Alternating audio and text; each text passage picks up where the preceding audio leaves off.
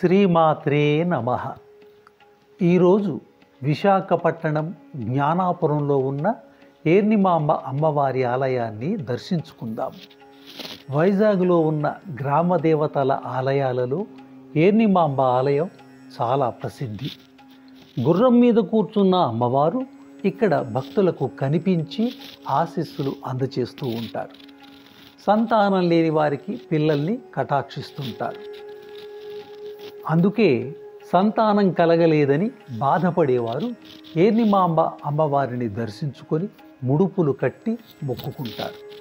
సంతానం కలిగిన తరువాత మళ్ళీ వచ్చి మొక్కు తీర్చుకుంటారు. ప్రతి మంగళవారం, గురువారం ఈ ఆలయానికి పెద్ద సంఖ్యలో భక్తులు వస్తూ ఉంటారు. ఇక ఆదివారాలు ఆలయ పరిసరాలు భక్తులతో కిటకిటలాడుతూ ఉంటాయి. విశాఖ వాస్తవ్యులు మాత్రమే కాకుండా ఒడిశా తదితర దూర ప్రాంతాల నుంచి కూడా భక్తులు వస్తూ ఉంటారు. దీపావళి రోజున అమ్మవారి ఆలయం విద్యుత్ దీపాల అలంకరణతో వెలిగిపోతూ ఉంటుంది. భక్తులు ఆనంద ఉత్సాహాలతో బాణాసంచా కాల్చి సంబరాలు జరుపుతూ ఉంటారు.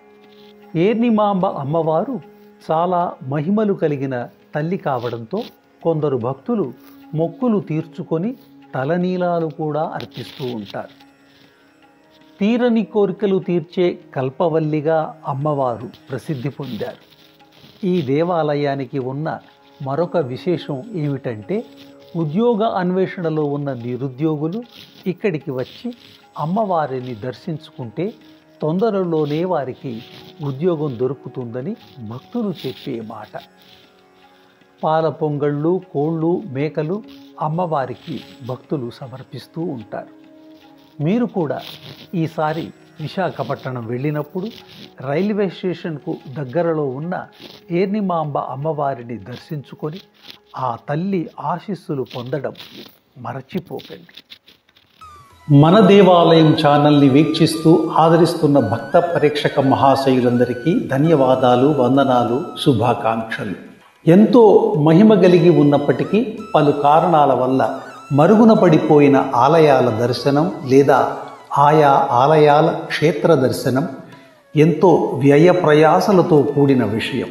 అయినప్పటికీ ఆయా వ్యయ ప్రయాసలన్నింటికీ ఓర్చుకొని ఆ అపురూప ఆలయాలను అసంఖ్యాకంగా ఉన్న భక్తజనులందరికీ అందించి ఆనందింపచేయడమే మన దేవాలయం ఛానల్ యొక్క లక్ష్యం.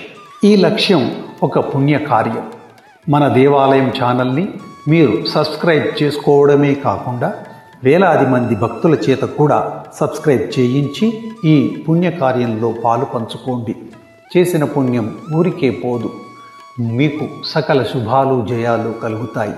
లోకాన్ సమస్త సుఖినో భవంతు.